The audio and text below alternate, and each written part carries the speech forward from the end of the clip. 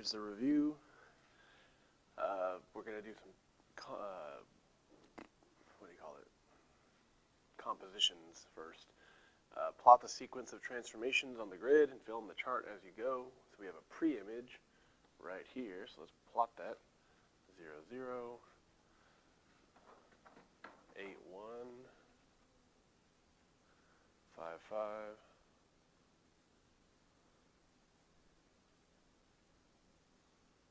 Okay. And then we want to reflect across the x-axis. So let's go back to our notes. To reflect across the x-axis is x negative y. So I'm going to write that rule right here. So x negative y means all I'm doing is changing the y's sign. So for A, 0, 0 remains 0, 0. For B, 8, 1 becomes 8, negative 1. And C becomes 5, negative 5. All I did was take my pre-image and change all the y signs. So let's plot those points in blue, 0, 0, 8, negative 1, 5, negative 5. And you can see the reflection across the x-axis. And then we want to rotate it 180. So let's take a look at this. Rotating 180 is negative x, negative y. So let's write that rule down. Negative x, negative y. And all that means is we're going to change both signs. Now remember, we're using these numbers when we do that. Don't go back to the pre-image. Use your number 1 image, okay? So 0, 0, if I change both signs, it's going to be 0, 0 still. 8, negative 1. If I change both signs of 8, negative 1, I'm going to get negative 8, positive 1. 5, negative 5 becomes negative 5, comma 5. So let's graph all 3 of those. We'll do it in pink. So 0, 0, negative 8, 1, negative 5, 5. And there you go. So we took a pre-image, reflected it across the x, and then we rotated that new one 180 degrees. Let's do it again. Pre-image is the original 3 points. Got 3, 3, negative 1, 4, and then 2, 6. So I got my triangle, and then I'm going to do rotate 90 counterclockwise. So rotating 90 is negative yx. So let's write that rule down. Negative yx. All right, so I'm going to, on all these pre-image points, I'm going to change the y and then switch them. So this y is positive 3. I'm going to make it a negative 3. And when I switch it, it's going to become negative 3, comma 3. Remember, this x of positive 3 stays positive 3, and then I switch it, it stays positive 3. All right, negative 1, 4. This 4 becomes negative, and I switch. So negative 4, negative 1. And again, this y, this 6 becomes negative, and I switch. So negative 6, 2. Let's graph those points and see our 90-degree counterclockwise rotation. So negative 3, 3, negative 4, negative 1, negative 6, oops, sorry, and negative 6, comma 2. There's our rotation. It looks rotated. Then we have a reflection across the y-axis. So back to our rules. Reflect across y is negative x, comma y. Let's write that rule down. And now that I got my rule, all I'm doing is changing the sign of the x of my image my first image points, okay? Not the original pre-image. So again, Q is negative 3, 3, Q prime. I'm going to take that X and change the sign. So it'll be positive 3, 3. Negative 4, negative 1 becomes positive 4, negative 1. Negative 6, 2 becomes positive 6, 2. And let's graph those points and see our reflection across the y-axis. So 3, 3, 4, negative 1, 6, 2. And there you go. You got a reflection across the y-axis. Okay? So that was number 2. So we've done 2 composition of transformations where you're doing more than one step. Please remember that you always do your second transformation based off the numbers from your first transformation image. Okay, so if you flip it over, number 3, we're going to rotate the following image 90 degrees counterclockwise, right? So this time we're going to need to write our 3 points and then use the rule. So first let's find our 3 points. So Z, L, N. Okay. So Z, L, and N. So Z, here's my origin, right? So it's 1, negative 2. And then L is 1, negative 5. And then N is 1, 2, 3, 4, negative 5. So I need to know this rule right here, 90 degrees counterclockwise. We've done it already, but there it is. 90 degrees counterclockwise is negative y, x. So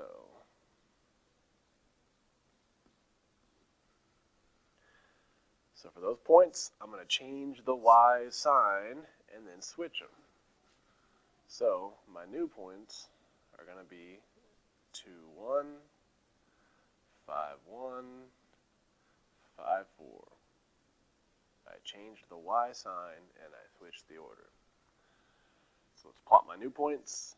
2, 1, 5, 1, 5, 4. And that is rotated 90 degrees counterclockwise. Okay. This one says reflect over the line y equals x. Remember, y equals x is this diagonal line. So first, let's get these 3 points, C, M, R. Now, we're kind of squeezed in over here. C, M, and R. C is 3, 1. M is 2, negative 2. And then R is 4, negative 4. Now we're going to use the rule for reflecting across y equals x, which is y comma x. Y comma x means all we do is we switch the order. That's it. So let's do that. My new points will be 1, 3, negative 2, 2, negative 4, 4. And let's graph those new points. 1, 3, negative 2, 2, negative 4, 4. And doesn't that look reflected across that diagonal line? Yes, indeed. All right. Number 5, translate the following image under the rule. So let's get these points here. T, H, W, X. So T is 2, 4. H is negative 1, 2. W is 0, 0. X is 4, 3. Now, our rule says to subtract 4 from the x's and subtract 5 from the y's. So let's do that. Now, this is going to be a lot of mental math, or you can use your calculator. It's up to you, okay? So on letter T, the point T, 2 minus 4, negative 2, 4 minus 5, negative 1. Negative 1 minus 4, negative 5, 2 minus 5, negative 3. 0 minus 4, negative 4, 0 minus 5, negative 5. 4 minus 4, 0, 3 minus 5, negative 2. Let's plot those new points. It should be shifted 4 to the left and 5 down. So negative 2, negative 1, negative 5, negative 3, negative 4, negative 5, 0, negative 2. And that does look like it's been shifted 4 to the left and 5 down. All right, another one over here. Rotate it 180 degrees counterclockwise. So let's get our points. What is this? E. Okay. So we need F, E, is that I, S? All right, let's get these points. F is negative 3, 5. E is negative 5, 1. I is 0, 0. S is negative 1, 4. All right, so we want the 180 rule. So 180 is negative x, negative y, which means just change both signs. So we're not switching the order. So this one's going to be 3, negative 5, both signs changed. 5, negative 1, 0, 0, 1, negative 4, change every sign, and then let's graph it. 3, negative 5, boom. 5, negative 1, 0, 0, 1, negative 4. And that does look rotated 180 degrees, like you spun it from the origin.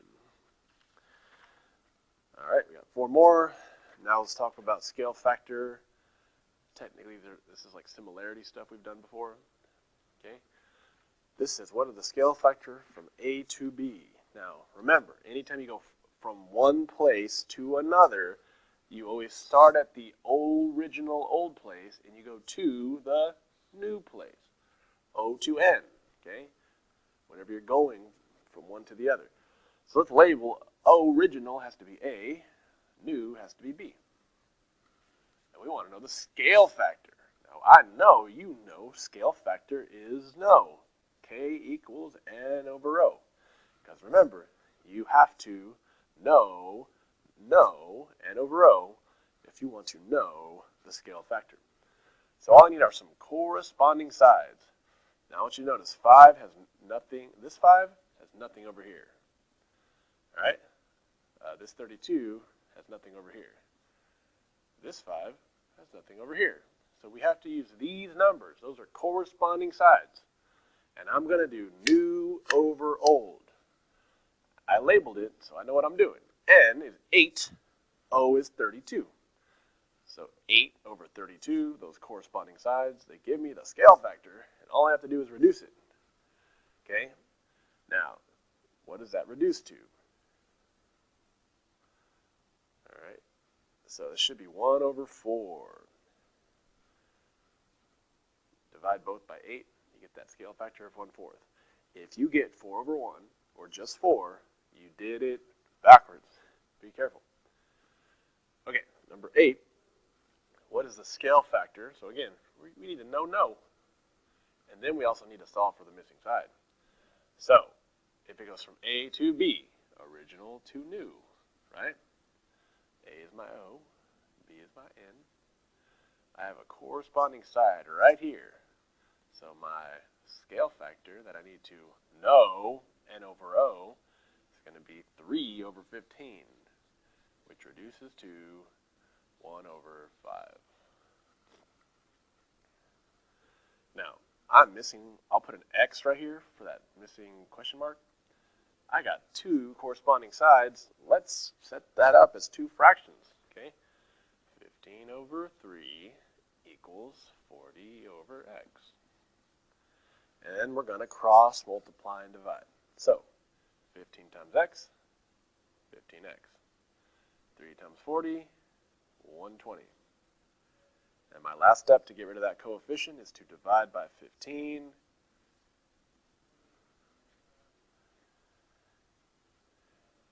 And I should get 8. So my scale factor was 1/5. My missing side length is 8. Okay. All right, number 9. The figures below are similar. Solve for X. It tells us they're similar, so I can do this number. This goes to this, this goes to this. Those are corresponding sides. And I can set up 2 fractions and then cross multiply and divide. So let's do that. 24 over 20, equal sign. 30 over 4x minus 7. Okay, so 20 times 30 is going to be 600, right? 20 times 30. And then I'm going to do 24 times 4x minus 7. This is where most people get stuck. So we're going to write it out.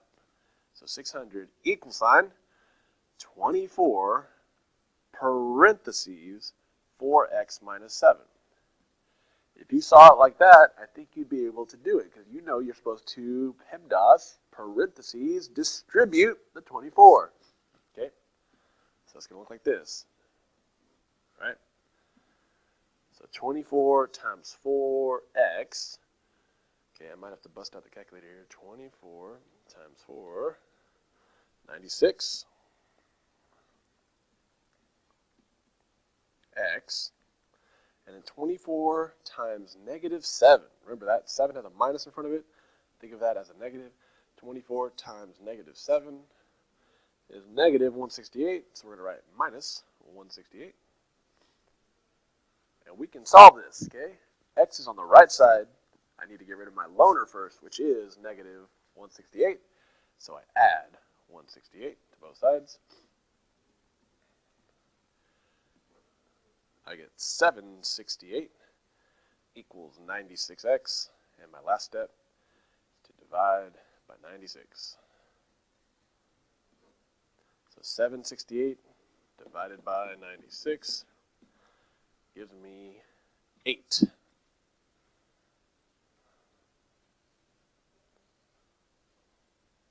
All right. Number 10. Same idea, solving for x. So this has to go to this for sure. And then 18 doesn't match up with anything. 35 doesn't match up with anything, because there's nothing there, there's nothing there. But these do correspond, so let's make our fractions. 2x minus 1 over 25 equals 24 over 40. And let's cross multiply and divide. 25 times 24. 600 equals 2x minus 1 times 40. So again, let's write it like this. 40, and then that expression in parentheses, 2x minus 1. That way we can distribute it, get the answer. So 40 times 2x. And 40 times negative 1. 40 times 2x is 80x. 40 times negative 1 is negative 40. Bring down 600. And now I've got a 2-step equation. X is on the right side, and I need to get rid of that loner by doing the opposite. So that minus 40's got to go. I'm going to add 40 to both sides. get 640 equals 80x. To get rid of the 80 coefficient, we divide by 80.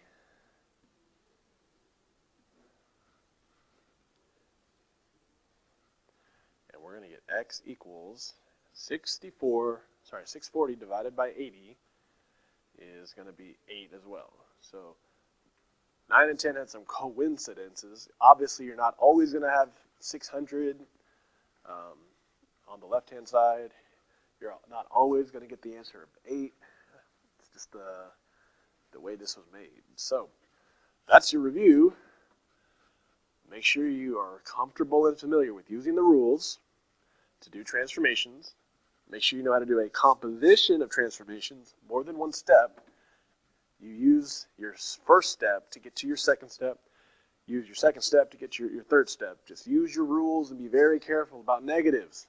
Left is negative, down is negative. Be careful.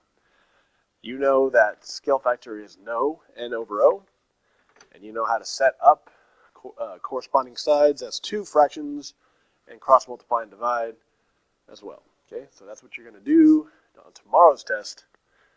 Make sure you study and bring this review tomorrow to turn in.